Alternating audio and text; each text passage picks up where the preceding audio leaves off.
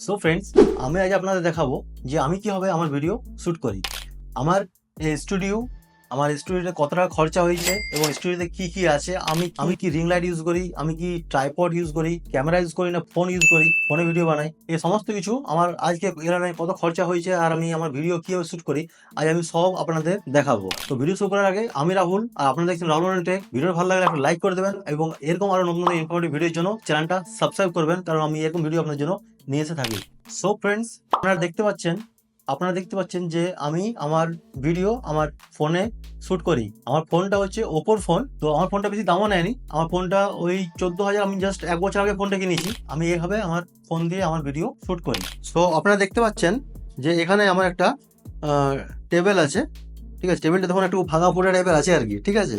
তো টেবিলটা আমার বাড়িতে ছিল, এই টেবিলটা আমি আমার কাজে ইউজ করছি এখন। আর এখানে আমার একটা চেয়ার আছে, এই চেয়ারটা আমার বাড়িতে ছিল, সে বাড়ি থেকেই এই চেয়ারটা আমি নিয়ে নিই আমার ভিডিও শ্যুট করার জন্য।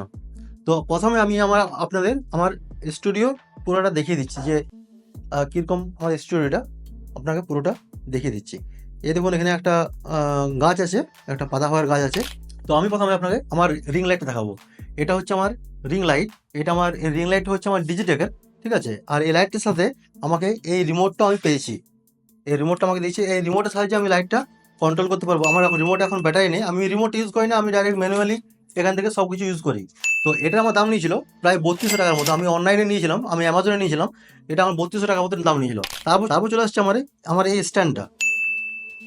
দেখুন, এই স্ট্যান্ডটা খুবই কম দাম। এটা আমার তখন যখন আমি কিনেছিলাম, প্রায় আমি এটা অফলাইন নিয়েছিলাম, এটা আমার 550 টাকা দাম নিয়েছিল, ঠিক আছে। তারপর আমার যে এই ডিজিটাকের স্ট্যান্ডটা আছে, এটা আমার ডিজিটাকের স্ট্যান্ড বটে, এটা আমার অনেক বেশি দাম নিয়েছিল। তো এটা আমার 850 টাকার মতো দাম নিয়েছিল। এই টেবিল ল্যাম্পটা আমার দাম নিয়েছিল 1550 টাকার মতো। তো 1,500 টাকার মতো দাম নিয়েছিল। আর ওই যে একটা ডামি আছে, ডামি দেখতে পাচ্ছেন, ওই ডামিটার দাম হচ্ছে 50 টাকা, ঠিক আছে। এটা আমার একটা ভাই আমাকে এনে দিয়েছে।